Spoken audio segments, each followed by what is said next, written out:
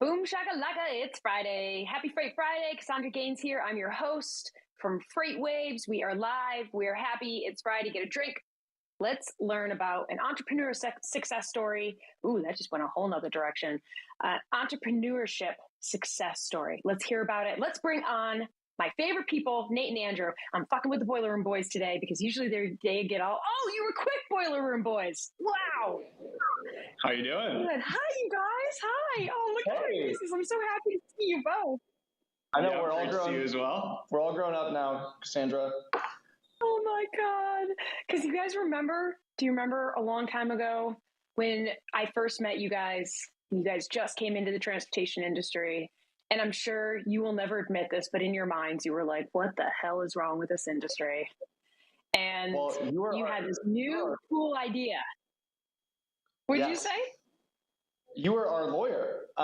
You were the one that was guiding us through that idea. I don't know if anyone knows that.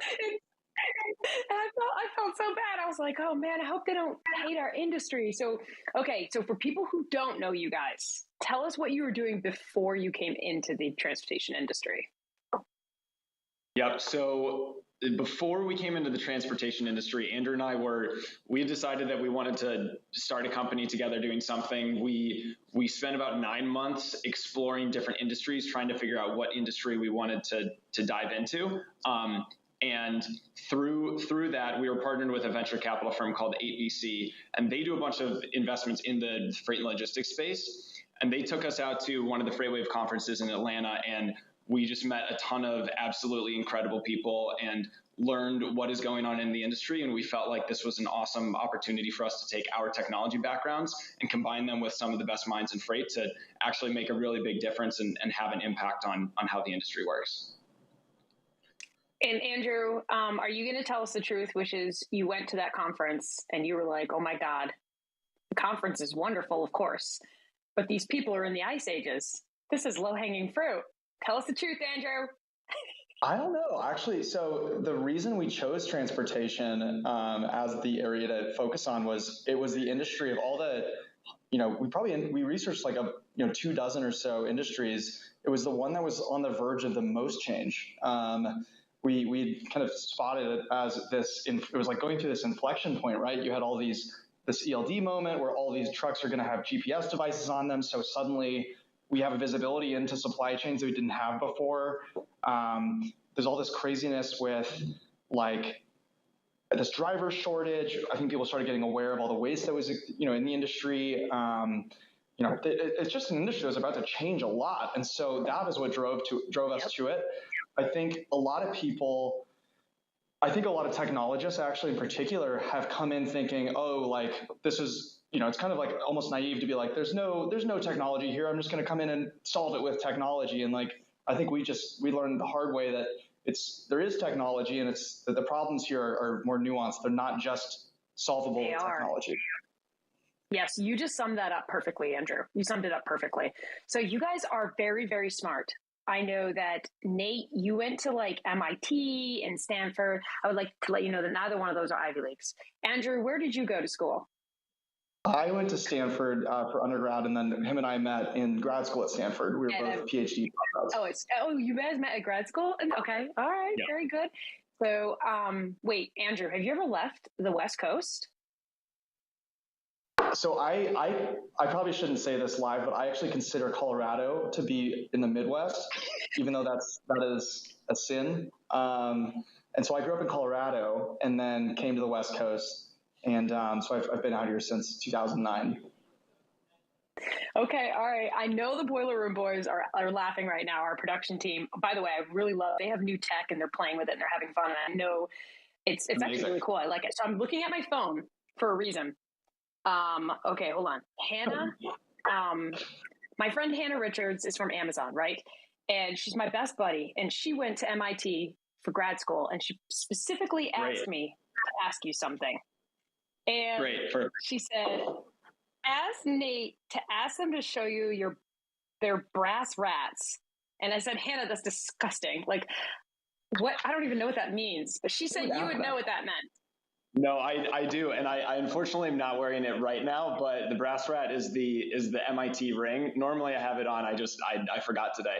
But it's called the brass rat because there's a big beaver on it. Beaver is nature's engineer, so that's our mascot. But somehow beaver got turned into rat, and it used to be made of brass. But yeah, that's the official MIT ring that everyone gets. This is literally the first time I've ever seen him without it. It's ridiculous. Yeah, really opportunity missed. Because here's the thing, Nate, is I know Hannah is going to be like, I can't believe he doesn't have it, because she was convinced he would. Here, wait, give me. Oh, that's so funny. I'm still looking. Oh, he's going to go get it? Ask me all the dirty questions. Well, see, at Stanford, you know your animals. You don't confuse beavers and rats, so you don't have that problem, I'm sure. I was actually a goody two shoes at Stanford. I was a runner and an engineer, and I was just very focused on student athletics. But that's been a while ago, so we'll see. Okay. Wait, so was Nate a good? So what I'm hearing is Nate was not a goody two shoes. But there it is, Hannah. Yeah, that is definitely. How do you guys get drunk and think it's a rat? Oh, that's a New York City rat. I don't know why it's called I don't know why it's called a rat, but that's what it is. Because that looks like a New York City rat. Yeah. Yep. Oh my goodness. Wait, so I want to go back to what Andrew said, because Andrew emphasized that he was a good student, low key, like runner, good. But I think he said that because maybe Nate was not. Nate, do you have something you'd like to tell us? No, I think I was a good student, but I think that I don't know what you were saying when I was gone, but Andrew is maybe more limited on like a lot of his life. My understanding is revolved around athletics, and so it was like, yeah, you just had to be like super disciplined around athletics, and I didn't have any sports holding me back. You had acapella. I sang acapella. So. Oh, you can sing? Oh, I can't sing. Yeah, sing for us. That's what the boiler room. Not anymore. That was maybe 10 years ago. Doesn't work anymore. Yeah, but lies. We'll hold you to it at the Freightwaves conference. You guys going to be at the F3 conference?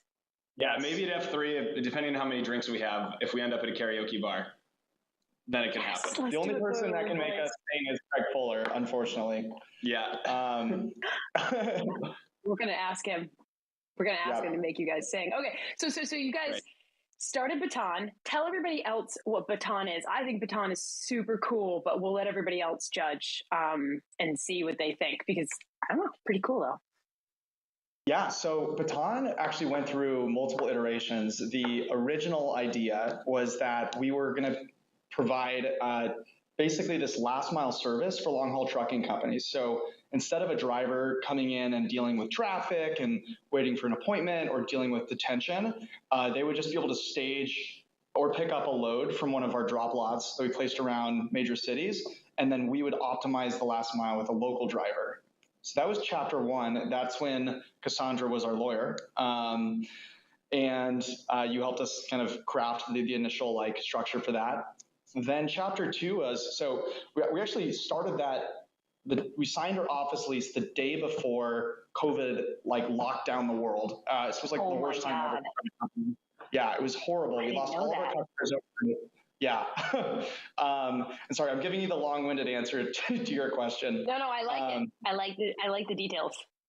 Great. Okay. So yeah, we struggled. We were trying to find customers. We were trying to hire people, and nobody wanted to do anything because there was a freaking pandemic. And then, we put our heads down, we gritted it out, we found some customers, we got some awesome employees, and supply chains took off. So the business just started going crazy, and we expanded. So we launched a carrier, we launched our own local fleet, we started selling to shippers and long-haul carriers, and it started growing. But the whole kind of time, the common thread, the thing that we kept coming back to was, these shippers would talk to us and they'd say, listen, I'll give you freight, but this software that you've built, that's what I really want. And so we built this optimization platform that kind of managed the whole thing. So eventually people kept asking more and more for that. So eventually Ryder was one of them, and they're like, well, yeah, how do we do this? How do we work with you and partner on the technology side? Damn, that's cool. So how much work did you do, and how much singing did Nate do? Nate, did you actually do the work? I was the chief singing officer, so no work happened on my side. So are you guys both are developers, like both front end and back end? Our backgrounds are more in product and product management. And so we had an incredible team of engineers that worked with us, as well as an incredible set of folks on the operations side. And so we kind of led a lot of the strategy and the product and sales. And then we had engineering team built all of the product. And then the operations team taught us how the freight industry worked and managed our carrier and that. So it was really just, that's nice. It was all a team. It takes a village. Yeah. Yeah, it does take a village. So, all right. So when phase 2 came along and then COVID hit and you guys it sounds like you were servicing people in all different directions. How did you decide what was the most important? Did it come down to the software because that's what the customers were asking for? Well, I think the software was a common thread. You have to always be focused on furthering your technology agenda. I'd say the most important thing that we got really disciplined on was learning how to measure every aspect of our business to understand how we were performing and what levers we could turn to perform better. So we started getting very maniacal about tracking gross margin and just tracking how our drivers were doing, that kind of stuff. That makes sense. First of all, what was the most surprising thing, or some of the most surprising things you guys learned along the way, either about the industry or about like what people wanted? Mm-hmm. I think one thing that we talk about a lot is we learned about what our head of operations, Eric Moline, calls freight physics, which is you may think logically that there's one way that the world should go within freight, but freight physics does not follow the laws of normal physics, and everything will break, everything will go crazy. And so just like understanding the different dynamics at play and how like driver preferences impact with like what's going on with the warehouse and like things do not go as planned. I think that is the biggest, that was my, I think, biggest learning. You come into this industry thinking it's got to be simple, just moving this thing from A to B. Yes. How can it be that hard? Right. And it's insane how much more difficult it is than that. Yeah, it is. It's like herding fucking cats, you guys. He calls it freight physics. I just call it a shit show most of the time, which is why. That's a nice way of putting it. I did an interview with Craig Fuller a while ago. It was in Chattanooga. It was when I first came to FreightWaves, and he challenged me one time because I was bitching about how volatile the industry was and how Jimmy Carter fucked up the whole thing with deregulating it. And Craig was like, you bitch about it, and everybody out there is bitching about it, but I think you guys are all addicted to it. I think you like it, and you kind of thrive off of it. And he kind of put me in my place. I was like, oh. And then ever since, I was like, he's right. I like that it's a shit show. I like shit shows because I operate well in a shit show. And so I think like you can thrive well when problems are coming at you and coming at your customers, and you've got the people who are going to whine and the people who aren't used to it and blah, blah, blah. And then you got the people who are like, I'm going to make this into an opportunity like you guys did. So tell us what were your thoughts? Go ahead. Go for, I want to hear you. No, I was just going to agree. I think when there's chaos, every time you solve a little problem, like you get a little bit of a dopamine hit that like, great, like I solved that one, now on to the next box. And just doing that over and over is a very I don't know, it's definitely a lot of gratification in doing that. Oh, for sure. And I know Andrew definitely agrees, because Andrew, you said you're a runner. Like that sounds pretty boring, but there's got to be some adrenaline rushes that keep you going. I'm just running in circles. Well, I actually think, this industry is, oh yeah, go for it. Sorry. What were you going to say about the industry? Well, it is interesting because I think you kind of have this dichotomy. So on one hand, you do have people that are addicted to the chaos, and it is a chaos-rich environment.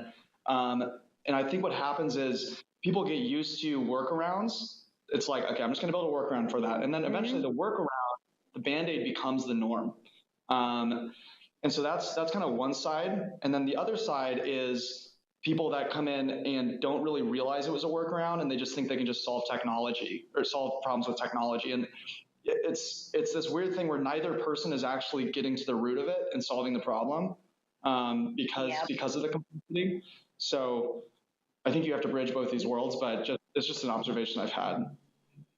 You summarize that perfectly. I hope that we can make like a clip of that, because I feel as though, not to turn this toward my product. It is my show, by the way, so I might as well just turn it toward my product. But for years and years and years, everyone was piecemealing how to onboard a carrier and how to predict whether a carrier is going to double broker and be fraudsters. And they're using a little bit of this over here and a little bit of this, and they're band-aiding this and guessing that. And it drove me nuts for 10 years. And that was the reason why I created the solution I did. But it wasn't as easy as I'm just going to come in because people have tried it and just create a technology and fix it. No, it's not that easy. It never is in our industry. I love it. So tell me about when Ryder decided they want to be more involved, a lot more involved with what you guys are going to do. And they want to acquire you guys too. So what was that journey about? So Ryder, we had been in touch with Ryder, in particular Mike Placencia, who I know has been on the show and around FreightWaves for a while, but we had been in touch with him since before we even officially founded Baton, and he helped us think about ideas that eventually led to Baton. So we were close with him and a handful of folks on the Ryder team since the very beginning. And then when we raised our Series A a couple years ago, they were involved and they became one of our investors. And through that, we started having calls with Mike, calls with folks on the executive team. And eventually at the beginning of this year, we were talking about, okay, what would it look like if we tried to explore a technology partnership between the optimization tech in particular that we've built and deploying that somewhere within Ryder? And those conversations continued to develop until it became the conversation turned into, hey, there's so much technology here. What if we just buy Baton and then you continue to develop that technology internally, and it'll enable, for us, it enabled us to take what we're building and take our current vision of eliminating waste in trucking and put the strength of Ryder, a Fortune 500 company, behind it. And so the impact that we can have in this new world is so much greater. And we're still going towards that same vision of eliminating waste in transportation. I don't know who proposed it or how it went down. I wish I was a fly in the room, that you guys were going to share the position of like CTO, right? CIO or whatever it was. You're like both co-CTOs. Did you guys look at each other and be like, I'm fucking sick of you. I've been with you since grad school and now I got to deal with you again. And we got that conversation we have every single day. I mean, never. No, we never say that. We have this problem where we spend all of our time at work together, and then we spend all of our free time together. So Nate just sent out plans for our New Year's trip later this year. So yeah, I guess we can't get enough. Where are you going for New Year's? Sun Valley, Idaho. We're big skiers. We love skiing. Oh no, you're not. Oh, not to make everything about Hannah. I feel like Hannah's been dominating my life lately. But that's what she'll be. Oh, okay. At F3, you guys are going to meet each other so that you can. She loves Sun Valley. I get pictures from her about Sun Valley. Great. That's all she talks about. All right, so you guys ski. Yes. Taking it, or you're just going to go and freeze your ass off. It's okay. Definitely both. Bit of both. So wait. Andrew's from Colorado. Why aren't you going back to Colorado? Why Sun Valley? I think we did Colorado last year. We do an annual ski trip on New Year's, and so this time it's time to switch it up and go somewhere outside of Colorado. It's very frustrating. It's so convenient for me to go from Christmas to New Year's with these guys, and couldn't make it too easy for them this year. Yeah. Andrew, tell us the truth. You do not want to ski in Sun Valley, do you? I saw your face. No, I think you want to go back to Colorado. My roots are my dad waking me up at 5 a.m, driving straight up to Winter Park in Colorado and skiing the whole day. It doesn't matter if it was like the coldest day of the year, and then driving back and doing it again because we didn't want to stay in the hotel. So it just kills me to ski anywhere but Colorado. Have you skied in Utah before? I have not. Oh, yes, we did. Yeah, we did. Actually, a couple of years ago was Utah. Yeah. Uh-oh. Was it not memorable? You guys look like it was not memorable. No, it was actually very memorable. It was great. Yeah. We did Alta, Brighton. It was during, yeah. Okay, all right, wait. So who's married? Are you both married? Neither of us are married. Not married. No. Well, I thought somebody was married. Okay, so you both wait. Are you guys single? Like we have to tell the ladies if you're single. This guy's single. I am yeah. single. He's right here. Yeah. Uh-oh. All the ladies know now. Yep. Should we post his oh my God. Should we post his Instagram? Like, single status? DM here? Yeah, yeah. Andrew has announced that he's single. And we're posting it. Great. Wait, so do you have to, when you guys go on vacation, do you have to hang out with whoever Nate's decided is coming along? Or do you have a rule where it's just you guys, it's broing, that's it? No, it's never just the two of us. I actually would go crazy. It's our whole group of grad school friends. Yeah. I see. Yeah, all the Stanford people. Yeah. Oh, I see. So it's very, okay. Oh God, I wish I could see that. Oh, so many jokes. Okay. So now you're right. Okay, we only have 4 minutes. I've had so many questions. I have like this huge list of questions. Normally I do this big intro and then I wanted to fuck with the boiler room boys. All right. So now we're at Ryder. How long have you guys been there now? We are now a month and 1 weekend. Yeah. All right. What have you been? You've just been sitting in meetings the whole time. What is it like? Tell us the good, and you have to tell us some weaknesses. No, not weaknesses, but I don't know, some differences. We haven't been there long enough to know any differences. I think Ryder's listen. We are drinking the Kool-Aid. This is a very special company. I think a lot of people don't realize special in a good way or special in not a good way. In a very good way. Like, yes.